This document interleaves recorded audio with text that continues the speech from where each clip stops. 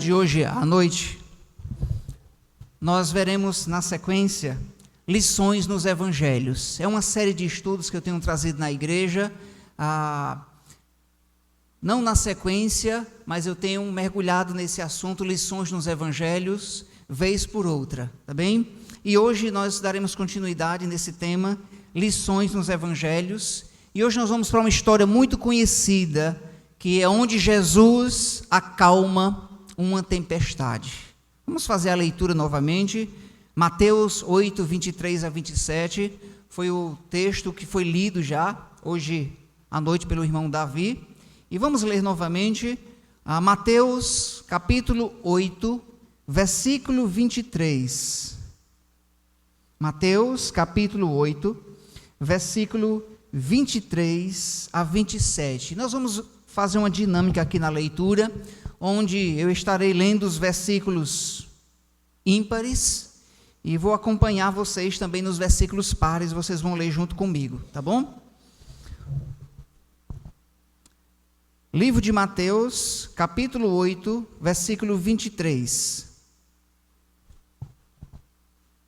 Diz assim a palavra do nosso Deus: Então, entrando ele no barco, seus discípulos o seguiam, a igreja, e eis que sobreveio no mar uma grande tempestade, de sorte que o barco era varrido pelas ondas. Entretanto, Jesus dormia. Mas os discípulos vieram acordá-lo, clamando: Senhor, salva-nos, perecemos. Perguntou-lhes então Jesus: Por que sois tímidos, homens de pequena fé? E levantando-se, repreendeu os ventos e o mar, e fez-se grande bonança. E maravilharam-se os homens, dizendo: Quem é este, que até os ventos e o mar lhe obedecem? Senhor, nesse momento de exposição da sua palavra, abre o nosso entendimento, que o nosso coração esteja diante do seu altar, para que a sua palavra, ó Deus, venha nos ensinar, nos exortar essa noite. Fala aos nossos corações, ó Deus, por meio da sua palavra. Assim oramos, em nome de Jesus, amém. Um dos hinos mais belos do nosso cantor cristão diz o seguinte: Ó Mestre, o mar se revolta e as ondas nos dão pavor. O céu se reveste de trevas, não temos um Salvador. Não se te dar que morramos, podes assim dormir. Se a cada momento nos vemos, sem prestes a submergir. Esse hino retrata bem a situação que aconteceu nessa passagem aqui, onde Jesus com os seus discípulos, em certa ocasião, procuravam descansar, atravessar o mar da Galileia, saindo do lado ocidental e indo até o lado oriental do mar da Galileia. Hoje nós iremos extrair algumas lições desse texto. O contexto aqui, pelo menos no livro de Mateus, porque essa passagem encontra-se também em Marcos e no Evangelho de Lucas. No contexto aqui, Jesus havia pregado às multidões, ensinado, feitos grandes milagres. E nesse contexto, conforme o relato de Mateus, ele estava querendo sair um pouco daquela multidão e procurar descansar para com os seus discípulos. Porém, a mensagem que ele havia trazido era uma mensagem confrontadora, dizendo primeiramente que as raposas têm os seus covis, as aves dos céus têm os seus ninhos, mas o Filho do Homem não tem onde reclinar a cabeça. E Jesus, nesse contexto, ensina para as multidões que aqueles que querem seguirem não têm recompensas aqui nessa terra. Aqueles que querem seguir a Cristo, as recompensas são eternas, são lá do alto, não são aqui da terra. Nesse contexto também, Jesus disse: aquele que tem posto a mão no arado não pode, aquele que olha para trás não é apto para o reino dos céus. Então Jesus estampa para as multidões que para ser um cristão é necessário encarar essa grande realidade, a realidade da vida de renúncia. Conforme a passagem de Marcos, nós estamos em Mateus, Jesus estava cansado ao extremo, ao ponto de que os seus discípulos o pegaram e colocaram ele no barco. Mestre, o Senhor está cansado, vamos até a outra margem para descansarmos. Vamos até o lado oriental do Mar da Galileia, pois lá é mais calmo. E diante desse cansaço, Jesus procurou o outro lado do Mar da Galileia, saindo então das multidões.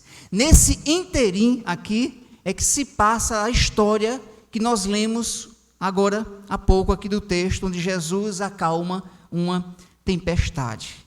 Que lições podemos extrair desse texto aqui? O que Deus nos ensina com essa passagem? Geralmente essa lição ela é contada para as crianças. Inclusive, foi contado para as crianças agora na escola bíblica de férias na EBF. As professoras ensinaram muito bem essa passagem. Mas essa história é muito mais do que uma história para nós contarmos para as crianças. Deus tem algo muito grandioso para nos ensinar com essa passagem. Quais as lições que aprendemos aqui? Em primeiro lugar, a primeira lição que podemos extrair desse texto é uma lição ligada à nossa saúde física e à nossa saúde mental. Sim, essa é a primeira lição. Porque o versículo 23, quando diz: então, entrando ele no barco, seus discípulos o seguiram. Embora que aqui não mostre com exatidão a palavra descanso, mas essa expressão aqui, então, entraram ele no barco, ele entrou no barco. A razão de ter entrado no barco foi justamente para ir para o outro lado descansar. Conforme o livro de Marcos, capítulo 6, versículo 30, mostrou os detalhes como foi isso. Jesus, ele diz aos seus discípulos: vamos até o outro lado para nós descansarmos e sairmos então de entre a multidão e descansarmos um pouco o nosso corpo e a nossa mente. E aqui temos a primeira lição. Precisamos tirar um tempo de descanso. É muito comum na correria do trabalho, do dia a dia, esquecermos que precisamos cuidar da nossa saúde física e saúde mental. Mesmo o próprio Jesus, sendo Deus, mas sendo homem, ele fez isso. Vamos para o outro lado descansar um pouco. Sim, nós, amados, precisamos de descanso. Todos aqui trabalham, tanto homens como mulheres, e alguns trabalhos diferentes. Uns trabalham mais na força física mesmo, na força brutal. Outros trabalham mais exercitando a sua mente, que é um trabalho também. Outros aqui ou outras trabalham em casa, certo? No caso de algumas mulheres aqui, cuidam da casa, que é um trabalho, e um trabalho muito grande. É interessante que quando vamos assinar algum documento diante do cartório, né? Alguém pergunta o seguinte: qual é a sua profissão? E eu digo, né? A minha profissão mesmo de registro, eu sou artista plástico. Então eu digo minha profissão, eu sou artista plástico. Quando chega na vez da Terezinha, disse: você, qual é o seu trabalho? Ela diz: eu sou do lar. E do lar é um trabalho e grande. Pense num trabalho grande. E na correria do dia a dia, nós esquecemos que é necessário tirar um descanso. Seja um descanso pouco, ou seja um descanso maior. É lei do nosso país que aqueles que trabalham tenham dias de férias, né? Durante o mês tem tantos dias que você pode folgar, tem tantos dias que você pode tirar de férias, está na lei do nosso país. E conosco, é claro, não é diferente, nós precisamos também descansar. E esse texto aqui nos traz essa lição, que existe vários tipos de descanso. Existe o descanso, onde podemos descansar o nosso corpo físico, podemos descansar também o que? A nossa mente. E tem outro tipo de descanso que os discípulos foram desafiados nessa passagem, a descansarem o seu coração em Cristo. E eles não tiveram êxito com esse tipo de descanso. Eles estavam cansados, eles foram descansar o seu corpo e a sua mente, mas eles foram desafiados a descansarem no Senhor. E no momento onde precisaram descansar no Senhor, eles não conseguiram, porque eles não confiaram em Deus. Sim, confiar em Deus é também descansar nele.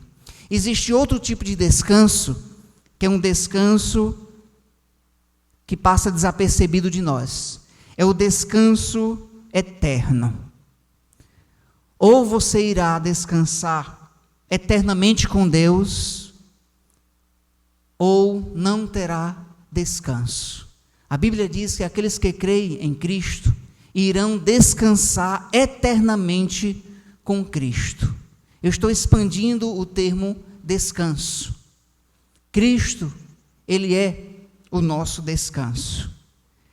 Esse texto aqui mostra esses dois tipos de descanso, ou melhor, três: o físico, o mental e de descansar em Deus. O descanso eterno eu estou acrescentando aqui para mostrar que ele é necessário a essa vida. Aqueles que creem em Cristo irão descansar eternamente com Cristo. Hoje, nós tivemos um sepultamento. Talvez alguns não souberam.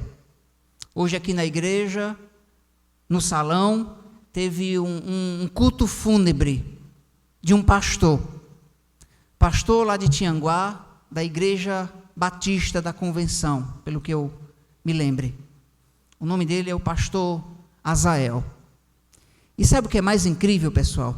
O que é mais incrível é que eu entendi que era costume dele, todas as manhãs, escrever um devocional e enviar para os suas ovelhas, seus amigos, seus irmãos em Cristo.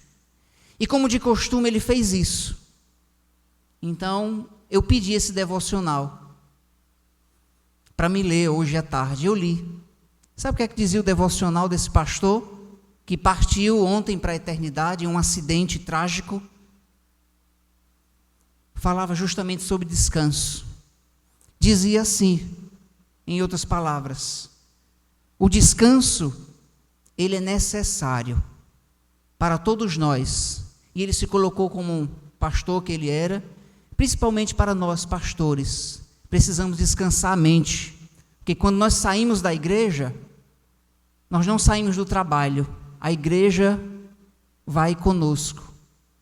E ele fez uma declaração: eu estou disposto a tirar mais tempo de descanso, porque eu venho trabalhando muito. Eu estou resoluto em tirar mais tempo de descanso. Sabe, pessoal, parecia que ele estava escrevendo a realidade, outro tipo de descanso. E ontem ele foi descansar com o Senhor. E no testemunho hoje aqui à tarde, uma das pessoas falou que ele havia aberto 9 trabalhos missionários. Já pensou que grande servo de Deus? 9 trabalhos missionários. E agora ele disse que estava disposto a descansar. E literalmente ele foi descansar com o Senhor. É importante nós tirarmos tempo de descanso. se preocupar com esse corpo, com a sua mente, mas se preocupe também com a sua alma. Você tem tirado descanso para o seu corpo? Amém por isso. Tem tirado um descanso com sua família? Amém por isso.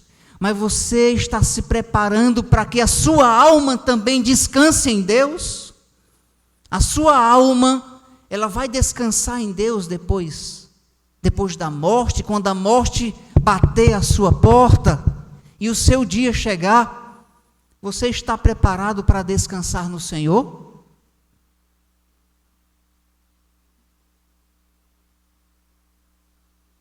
Prepare-se para descansar em Deus. Esse texto nos traz uma grande lição, que o descanso, ele é muito importante. Até o próprio Jesus, ele fez isso. Amém? A segunda lição que nós podemos extrair nesse texto está no versículo 24, que diz assim: E eis que sobreveio no mar uma grande tempestade, de sorte que o barco era varrido pelas ondas. Entretanto, Jesus dormia. Sobreveio no mar uma grande tempestade, nesse contexto que eles saíram de uma margem do Mar da Galileia para outra margem. Em 2022 eu tive o privilégio de conhecer o Mar da Galileia, e eu expliquei aqui para os irmãos, mostrei em fotos também, que o Mar da Galileia, na realidade, é chamado de mar, porque antigamente uma porção grande de água era chamado de mar. O Mar Morto, ou o Mar Salgado, conforme diz a Bíblia, é uma porção de água, no caso do Mar Morto, uma porção de água salgada mesmo, mas não está ligado a nenhum mar, nem o Atlântico, nem o Pacífico, nem o Índico. São porções de água pelo deserto, grandes. E o Mar da Galileia, tendo 24 quilômetros por 12 de largura, essa região é muito comum no mês de março até o mês de outubro, os ventos fortes nessa região causarem oscilações no mar. E o mar fica agitado em certas ocasiões. Tá bem? Então é muito comum. Porém, aqui, o que não era comum, era esses homens terem medo de uma tempestade, porque eles eram pescadores, eram homens do mar, eram homens acostumados, eles estavam no ambiente deles. Eles eram homens corajosos, não eram medrosos não. Mas aqui a tempestade veio de uma forma muito forte, e o texto diz assim, grande tempestade. Esse termo, grande tempestade, em algumas traduções, vem dizendo até como um furacão, como um redemoinho que causou nas águas. O vento trazendo grande força no mar da Galileia. A ponto, então, que os discípulos, que eram pescadores, eram acostumados no mar, ficaram aterrorizados, com medo.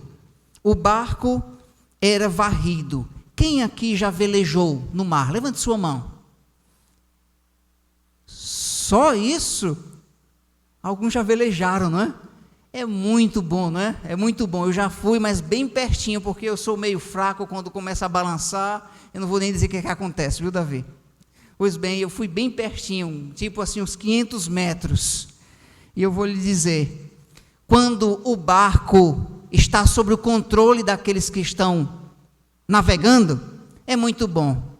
Mas quando ele perde o controle sobre o barco, aí vem dois tipos de tempestade. Uma, geograficamente falando, e a outra, aqui, o medo. E foi o que aconteceu com os discípulos. Diz que o barco era varrido. Varrido significa dizer, eles não tinham controle mais sobre o barco diante da tempestade. Isso nos lembra a nossa pessoa também. Quando temos o controle de alguma coisa, nós ficamos bem. Quando temos o controle da nossa vida financeira, nós estamos sorrindo alegremente. Quando temos o controle sobre nossa saúde, estamos bem.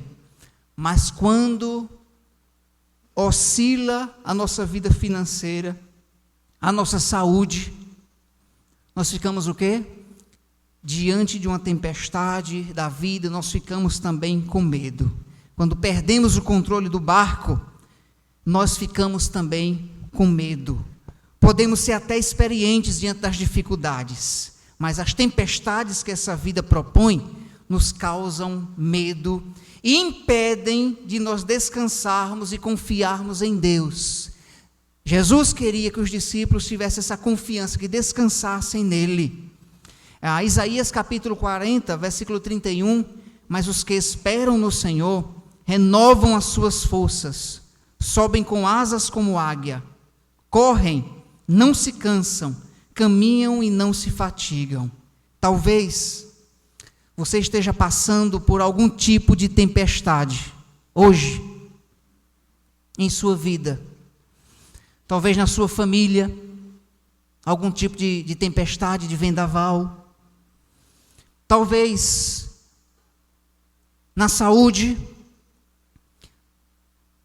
talvez no seu trabalho, talvez com o seu filho, talvez com a sua esposa, com o seu marido, passando por algum tipo de tempestade particular. O retrato ainda é o mesmo. Jesus ainda está conosco, assim como ele estava com os discípulos. Mas a questão é como estamos lidando com as tempestades que a vida propõe para nós. O Senhor disse que não seria fácil a vida cristã. Ele afirmou dizendo que no mundo tereis aflições. No mundo seremos afligidos, atribulados, caluniados. O Senhor Jesus disse: no mundo a vida de vocês vai ser varrida pela tempestade. Às vezes perdemos o controle das coisas, mas não significa dizer que Deus não está lá. Significa dizer que precisamos aprender a viver diante das dificuldades. E como eu disse, talvez você esteja passando algum tipo de tempestade em sua casa, ou no seu trabalho, ou com a vida particular com alguém. Não tem como evitar isso, mas tem como confiar em Deus dentro das tempestades. Como podemos descansar em Deus diante desta vida? Como?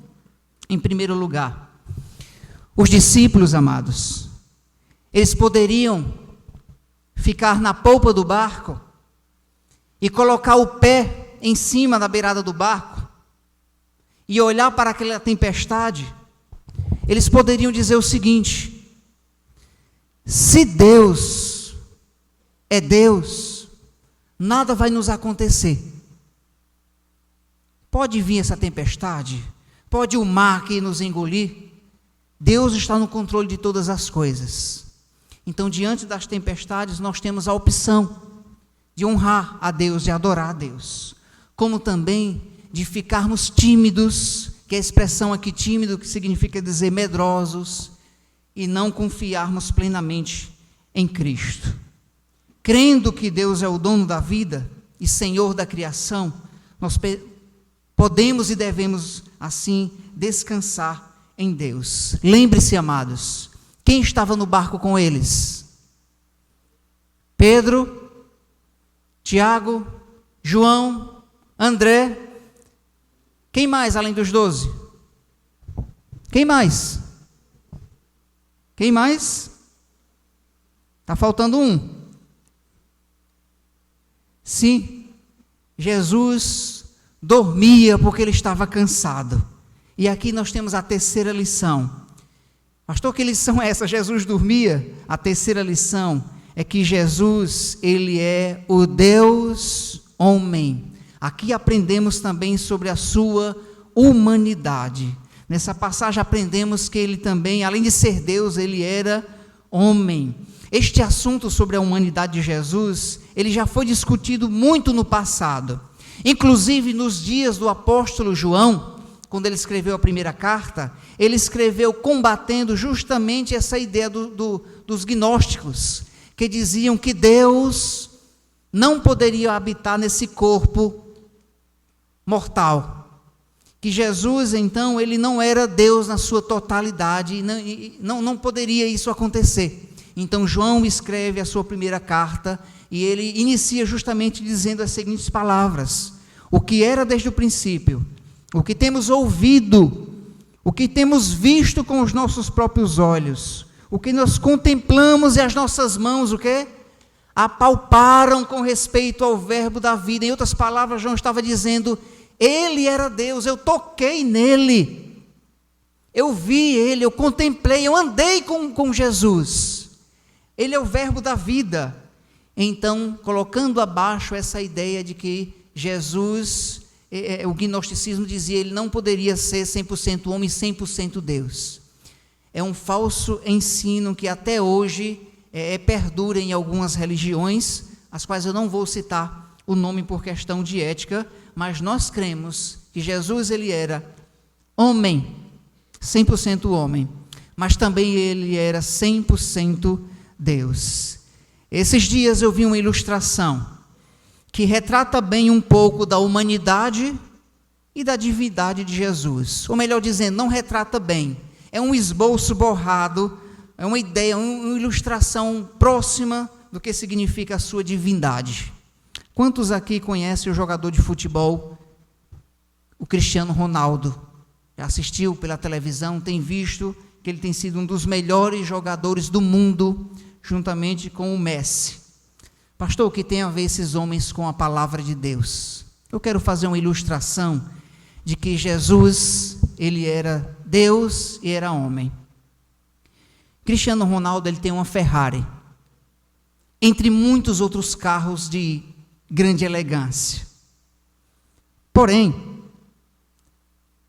se ele quiser, ele pode entrar na sua Ferrari e andar pelas ruas de Portugal e esbanjar sua riqueza. Ele não pode fazer isso? É dele. É dele. Mas ele também pode deixar a sua Ferrari na garagem, vestir a sua roupa mais comum e caminhando, indo a pé, pegar um ônibus ou lotação. Ele não pode fazer isso? Pode. Assim também Jesus fez. Sendo Deus, lá em Filipenses diz que ele se esvaziou. Se esvaziou, deixando a sua glória e descendo a esse mundo, vindo a pé e se envolvendo aonde? Entre nós. Ele é Deus, Criador de todas as coisas, todo-poderoso, todas as coisas sob o domínio dele, Deus soberano. Mas o que ele fez? Ele se humilhou, e se humilhou até a morte de cruz. Então veja que Jesus, ele era Deus, mas ele também era homem. E aqui, o que mostra a sua humanidade é que ele, o quê? Ele dormia. Em outras ocasiões, nos mostra que Jesus teve sede. Isso é característica humana. Tenho sede. Chegando no poço, em João, no poço de Jacó, João capítulo 4, cansado da viagem. Então Jesus, ele era homem, ele cansava-se também. Jesus chorou diante da morte de Lázaro. Chorar é uma evidência humana, ele chorou também suas emoções. Ficou triste também diante da cruz, mostrando as suas emoções humanas. Então esse texto nos ensina que Jesus dormia, mas também mostrando que ele era homem, mas ao mesmo tempo declarando que ele era Deus, que é justamente a quarta e última lição desse texto, que ele, além de ser homem, o homem-Deus, ele também era o Deus-homem, o homem-Deus e Deus-homem. Vamos ler o versículo 25 e 26 novamente, para a nossa conclusão de hoje à noite. Mas os discípulos vieram acordá-lo, clamando, Senhor, salva-nos, perecemos. Perguntou-lhes então Jesus, por que sois tímidos? Em outras palavras, por que sois medrosos? Homens de pequena fé. E levantando-se, repreendeu os ventos e o mar, e fez-se-lhe grande bonança.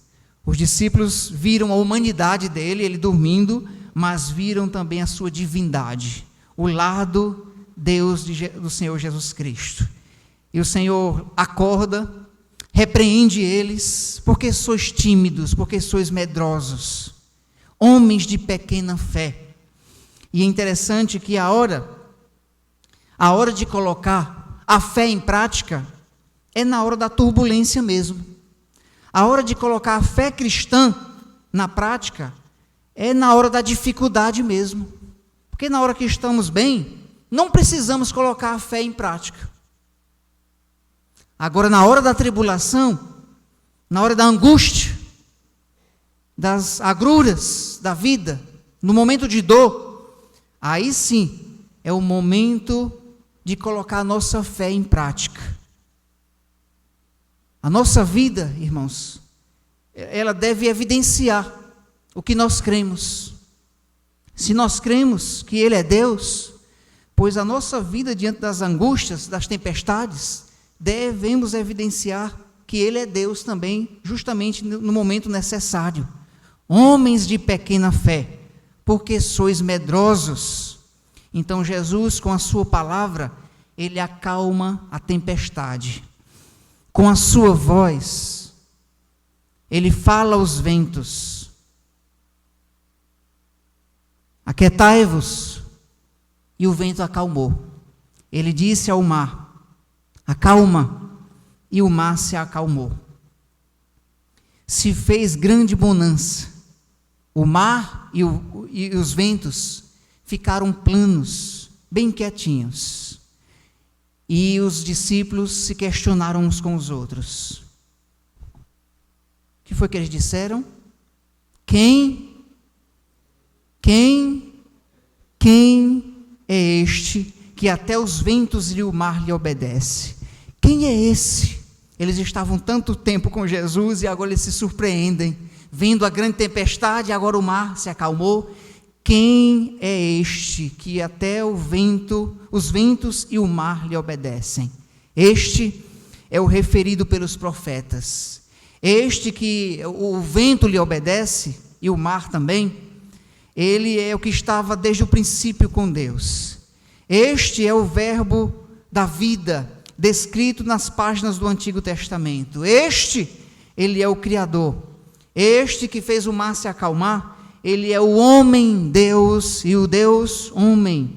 Este é o mesmo que diz que aquele que crê em mim tem a vida eterna. Este é o caminho, a verdade e a vida. Este que fez o mar se acalmar, Ele é o alfa, o ômega, o primeiro e o último. Este é Cristo, o nosso Salvador. Amém?